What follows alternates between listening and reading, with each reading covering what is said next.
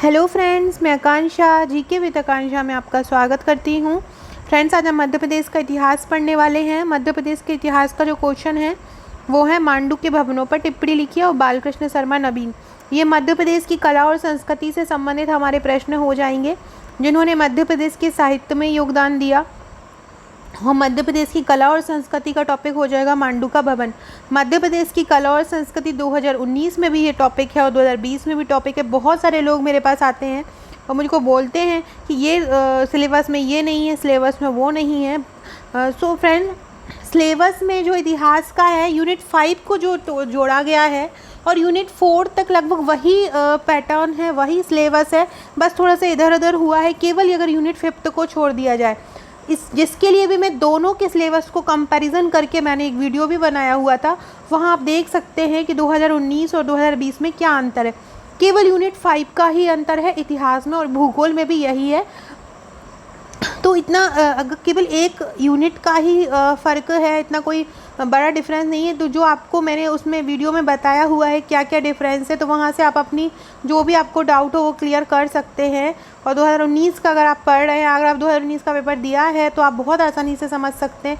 2018 का पेपर दिया है, 2017 का दिया है, तो आप समझ सकते हैं कि ज़्यादा चेंजेस नहीं हुए हैं, बस टॉपिक वही हैं, बस इधर उधर हो गए, इधर उधर व्यवस्थित कर दिया है। तो चलिए स्टार्ट करते हैं। आगे बढ़ने से पहले पहली बार है चैनल पे तो चैनल को सब्सक्राइब कीजिएगा, वीडियो अच्छा लगे तो लाइक कीजिएगा एंड शेयर कीजिएगा। ये मेरे इतिहास के नोट्स का वीडियो है, इतिहास के नोट्स में से मैं बना रही हूँ।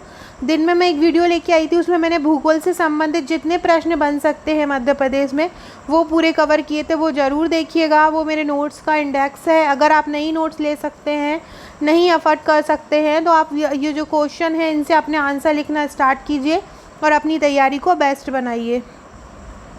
ये जो मैं जिनसे पढ़ा रही हूँ यही मेरे नोट्स हैं, हैंड रिटर्न है और फ्रेम्ड किया हुआ है। नीचे इसकी मैं पूरी आपको डिटेल दे दूँगी। तो मांडू के भवनों का संक्षिप्त वर्णन करो। तो मांडू को मांडवगढ़ भी बोला जाता है और ये धार जिले में है। मांडू कहाँ पे है? मांडू धार जिले में है। और इसकी स्थापना जो है 6वीं शताब्दी में हुई थी। याद रखिएगा, मांडू का नाम आपने सुना होगा, धार जिले में। हम थोड़ा मैप में भी लोकेट कर देंगे इसको। और इसकी स्थापना 6वीं शताब्दी में हुई थी। प्रमुख पर्यटक स्थल कौन कौन से हैं? नंबर 1 है जहाज महल। प्रमुख पर्यटक स्थल कौन सा है? नंबर 1 है जहाज महल। तो जहाज महल का निर्माण किसने किया था? जहाज महल का निर्माण किया था खिलजी वंश के ज़िया-उद-दीन खिलजी द्वारा। खिलजी वंश के ज़िया-उद-दीन खिलजी द्वारा इसकी स्थापना की गई थी। यह महल 2 झीलों कपूर और मुंज के मध्य स्थित है।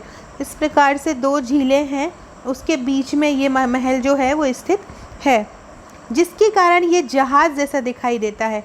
एक जहाज़ होता है, ये बीच में साइड साइड थोड़ा उठा हुआ होता है, बीच में दबा हुआ रहता है, तो उस जहाज़ जैसा दिखता है, इसी कारण इसको हम जहाज महल कहते हैं। अगर वास्तुकला की दृष्टि से देखें तो इसमें 2 मंजिला इमारत है, कई खंबे हैं और मेहराब है। तो जहाज महल का निर्माण किसने किया? खिलजी वंश के ज़िया-उद-दीन खिलजी द्वारा। यह महल 2 झीलों का पूर्व और मुंज के मध्य स्थित है, इसके कारण यह जहाज सदस्य दिखाई देता है। वास्तुकला में 2 मंजिला इमारत है, कई खंबे हैं और मेहराब हैं। दूसरा देखते हैं हम हिंडोला महल। तो अपनी टेढ़ी दीवारों के कारण इसे हिंडोला मैंने हिल रहा है, तो इसकी क्या है? टेढ़ी दीवारें हैं, तो लगता है कि ये मूव कर रहा है। तो अपनी टेढ़ी दीवारों के कारण इसे हिंडोला महल कहा जाता है। ये झूले के समान दिखता है, क्योंकि ये हिलता है इसलिए झूले के समान दिखता है। इसका निर्माण किया था हिंडोला महल का गयासुद्दीन खिलजी ने। गयासुद्दीन खिलजी ने इसका निर्माण किया था। छोटा ऊ की मात्रा कर लीजिएगा इसको। तो अपनी टेढ़ी दीवारों के कारण इसे हिंडोला महल कहा जाता है, झूले के समान दिखता है। गयासुद्दीन खिलजी ने इसका निर्माण किया था। नेक्स्ट है रानी रूपमती महल। रानी रूपमती महल के बारे में पढ़ते हैं। तो रानी रूपमती का जो महल है वो खड़ी चट्टान पर स्थित है। और रानी रूपमती का जो महल है वो उनके जो रानी रूपमती के जो पति थे राजा राज बहादुर थे। तो राज बहादुर ने अपनी पत्नी रूपमती के याद में ये महल बनवाया था, इसलिए इसको रानी रूपमती का महल बोला जाता है। ये देखो, अब हम थोड़ा सा मैप में इसको लोकेट कर देंगे।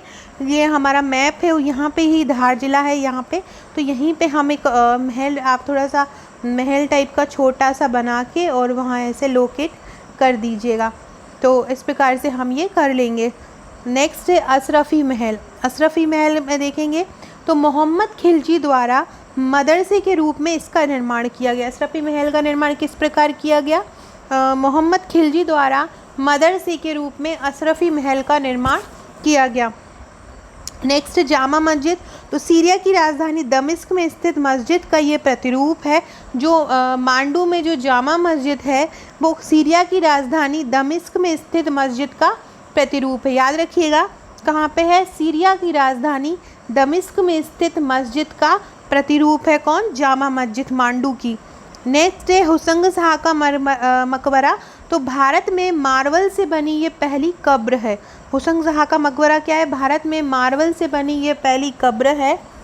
अफ़गानी शिल्पकला का ये अद्भुत नमूना है। अफ़गानी शिल्पकला का ये अद्भुत नमूना है। इसके अलावा बाज बहादुर महल, नीलखंड मंदिर, हाथी महल आदि प्रसिद्ध यहाँ पे इमारतें हैं। तो हुसंग शाह का जो मकबरा है मार्बल से बनी पहली कब्र है, अफ़गानी शिल्पकला का अद्भुत उदाहरण है। बाज बहादुर महल, नीलकंठ मंदिर, हाथी महल आदि यहाँ की प्रसिद्ध इमारतें हैं।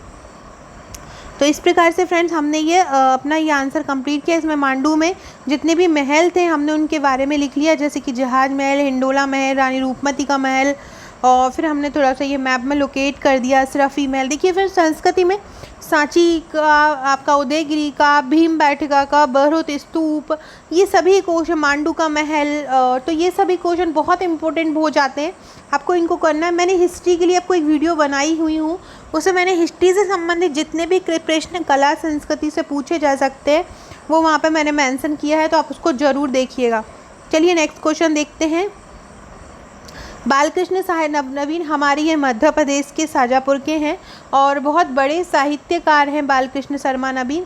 तो उनके बारे में हर वो जो प्रसिद्ध है जैसे कि मक्खनलाल चतुर्वेदी और शरद जोशी, सुभद्रा कुमारी चौहान, हरिशंकर परसाई, तो इनके बारे में टिप्पणी जरूर याद कीजिएगा 3 नंबर में और 6 नंबर में, क्योंकि इनसे संबंधित प्रश्न जो है वो आपका आ सकता है।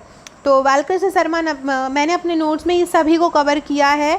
अगर आप गवर्नमेंट जॉब में हैं, प्राइवेट जॉब में हैं, कोई जॉब में हैं और अपना नोट्स तैयार नहीं कर पाते हैं तो प्लीज़ अपना मेरे नोट्स परचेस कर लीजिएगा, आपको बहुत ज़्यादा आपको हेल्प मिलेगा।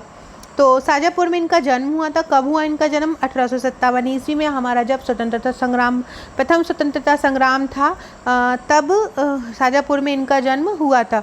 नेक्स्ट है इनकी रचना। इनकी रचनाएं हैं आपलक, कुमकुम और प्राणार्पण। कौन सी हैं? आपलक, कुमकुम और प्राणार्पण। तो प्राणार्पण और आपलक और कुमकुम इनकी प्रमुख रचना है। प्रभा और प्रताप पत्रिकाओं का इन्होंने संपादन किया था। क्या है? प्रभा और प्रताप पत्रिकाओं का इन्होंने संपादन किया था। नेक्स्ट देखते हैं अहिल्याबाई होलकर। तो अहिल्याबाई होलकर के बारे में बड़े राजमाता नाम से ये प्रसिद्ध हैं। मालवा के होलकर राजवंश की ये शासिका हैं। महेश्वर को आध्यात्मिक राजधानी बनाया इन्होंने और मालवा की प्रजा के लिए अनेक सामाजिक कार्य किए। तो अहिल्याबाई होलकर वंश से संबंधित है, तो राजमाता नाम से ये प्रसिद्ध हैं। मालवा के होलकर राजवंश की ये शासिका हैं। महेश्वर को आध्यात्मिक राजधानी बनाया, मालवा की प्रजा के लिए अनेक सामाजिक इन्होंने अहिल्याबाई होलकर ने काम किए। नेक्स्ट है डॉक्टर रघुवीर सिंह पर टिप्पणी। तो मध्य प्रदेश के सीतामऊ में जन्मे साहित्यकार हैं। 1908 से 1997 तक इनका समय रहा। मालवा में युगांतर, सप्तद्वीप, बिखरे फूल रचनाएं इनकी रचनाएं हैं। तो डॉक्टर रघुवीर सिंह का जन्म कहाँ हुआ? मध्य प्रदेश के सीतामऊ में।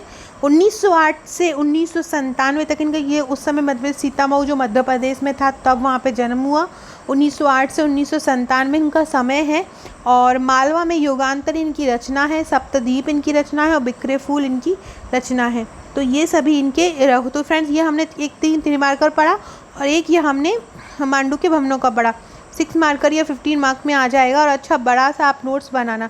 फ्रेंड्स मेरे बाकी नोट्स हैं, आप इनकी सॉफ्ट कॉपी या हार्ड कॉपी ले सकते हैं। प्राचीन इतिहास, आधुनिक इतिहास, भूगोल, अर्थशास्त्र, विज्ञान, प्रौद्योगिकी, रसायन शास्त्र, एथिक्स और हिंदी, ये सभी आप नोट्स ले सकते हैं। साथ में आपके ये पूरा एमपी का पैकेज है, एमपी स्पेशल का मैंने एक पैकेज बनाया है जिसमें मैंने मध्य प्रदेश के सभी नोट्स कवर किए हैं। सबसे इम्पॉर्टेंट पार्ट है मध्य प्रदेश का, एमपीपीएससी का। अगर आप ये सभी कर लेते हैं तो आपका काफ़ी हद तक मेंस की तैयारी हो जाती है, क्योंकि मेंस में मध्य प्रदेश से संबंधित क्वेश्चन सभी आते हैं। इसमें मध्य प्रदेश के सभी संगठन, जैसे कि मध्य प्रदेश में लोक सेवा आयोग, इन सब के बारे में, मध्य प्रदेश की राजनीति, अर्थव्यवस्था और जो मध्य प्रदेश के भूगोल के जो भी टॉपिक है वो देखिए आपको यहाँ पे मैंने लिखे हुए हैं। इनसे संबंधित प्रश्न आपको मिल जाएंगे, जिसके लिए मैंने आज वीडियो भी बनाया है कि वो कौन कौन से प्रश्न हैं। देखिए इस प्रकार का नोट्स अगर आप ये रहेगा, या आप अगर घर मंगाना चाहते हो तो इस प्रकार का नोट्स आपके लिए आएगा, तो आप ये मंगा सकते हैं। सो फ्रेंड्स, वीडियो अच्छा लगा हो तो लाइक कीजिएगा, शेयर कीजिएगा और पढ़ाई करते रहिएगा, राइटिंग करते रहिएगा। Okay friends, thank you.